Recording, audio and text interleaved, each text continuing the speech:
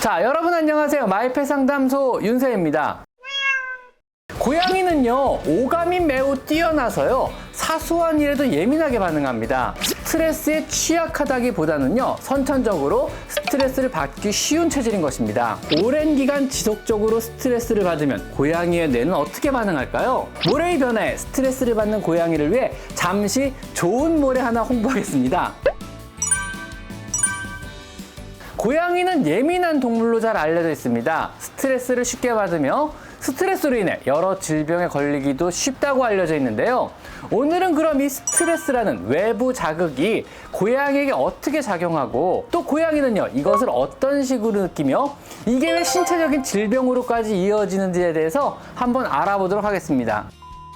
고양이는요, 오감이 매우 뛰어나서요, 사소한 일에도 예민하게 반응합니다. 또한 장기 기억력이 굉장히 좋아서요, 싫거나 위험했던 상황을 굉장히 오랫동안 기억합니다. 고양이의 뇌에서는요, 특별히 발달한 대뇌 변연계에서 각각 해마와 편도체라는 뇌의 부분들이 존재합니다. 이때 편도체가 담당하는 부분이 공포, 불안, 긴장과 같은 정동을 담당하는 뇌의 일부분입니다. 우리 사람이 만약에요, 스트레스를 심하게 받으면은요, 이 편도체가 과민 반응을 일으켜서 뇌의 신경전달 물질인 세로토닌이 저하되게 되고요, 이 상태가 지속이 되면은요, 우울증이나 공황장애 같은 질환이 오게 되는 것입니다. 고양이는 이 편도체의 기능이 사람보다 더욱더 발달하여서요, 이러한 스트레스 자극에 훨씬 더 예민한 것입니다. 해마는요, 주로 장기 기억의 저장을 담당하는데요, 고양이는 특히 안 좋았던 일이나 혹은 자신의 안전에 문제가 됐던 일을 굉장히 오랫동안 기억합니다. 이것은 고양이의 생존에 아주 중요한 정보이므로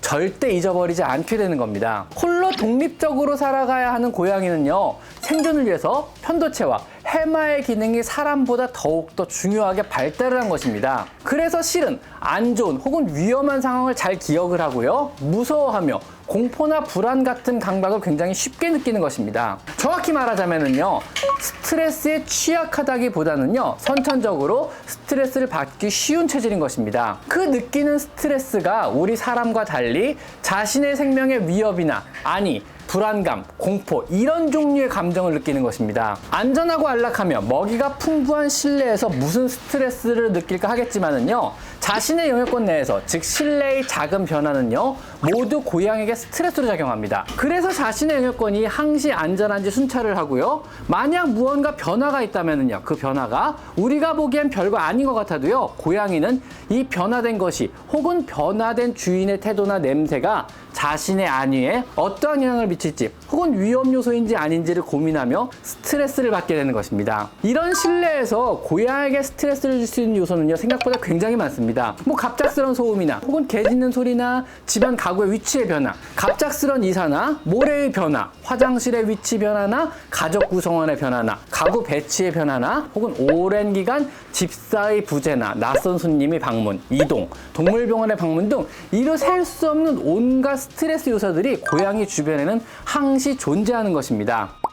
모래의 변화에 스트레스를 받는 고양이를 위해 잠시 좋은 모래 하나 홍보하겠습니다. 제가 올해도 어바웃펫의 모래 제품의 모델이 되었습니다. 엄청난 가성비로 인기가 좋았던 바른벤토 모래에 이어서 어바웃펫에서 새로운 블랙홀 모래가 출시되었습니다. PPL입니다. 블랙홀 모래는요, 응고력이 좋은 와이오밍산 모래와 러시아 바이카롯에서 채굴한 먼지가 적은 모래를 잘 블렌딩해 응고력과 흡수력이 굉장히 우수한데요, 출시 전에 미리 사용해보고 광고 촬영하면서 또 이런저런 실험도 해보았는데 정말 먼지 달림이 적습니다. 특히 응고력이 좋아서요, 시간이 흘러도 감자가 깨지지 않고요. 런칭 특가로요, 블랙홀 모래 6kg 한 개에 16,900원이고요 3+1 행사도 진행한다고 합니다. 또요, 저희 구독자님들을 위해 윤샘 전용 무조 쿠폰도 준비되어 있으니 커뮤니티 글을 참고해주세요.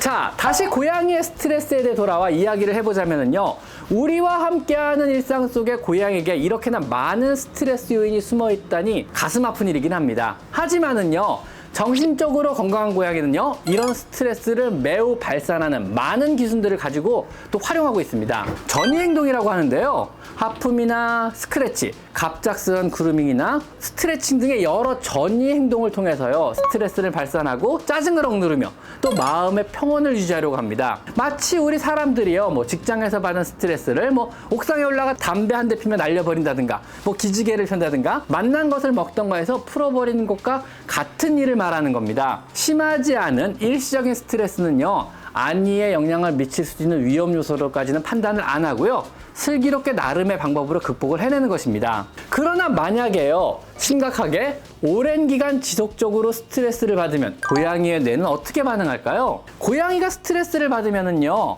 뇌의 시상하부에서 부신피질 자극 호르몬이 분비되게 됩니다. 이 호르몬이 분비가 되면은요, 혈당이 높아지고 고양이는요, 면역력이 떨어지게 됩니다. 이 면역력 저하의 결과로요, 고양이는 위장염 혹은 과도한 그루밍에 의한 피부염, 소변이 잘 나오지 않는 특발성 방광염 같은 여러 가지 질환에 걸리게 되는 것입니다. 자유롭게, 아니 마음 내키는 대로 멋대로 살아가는 고양이가요, 스트레스로 병에 걸린다니 정말 아이러니한 일이 아닐 수 없습니다. 고양이와 함께 살면서 이 아이들에게 아무런 스트레스가 없는 환경을 만들어준다는 것은요, 사실 거의 불가능합니다.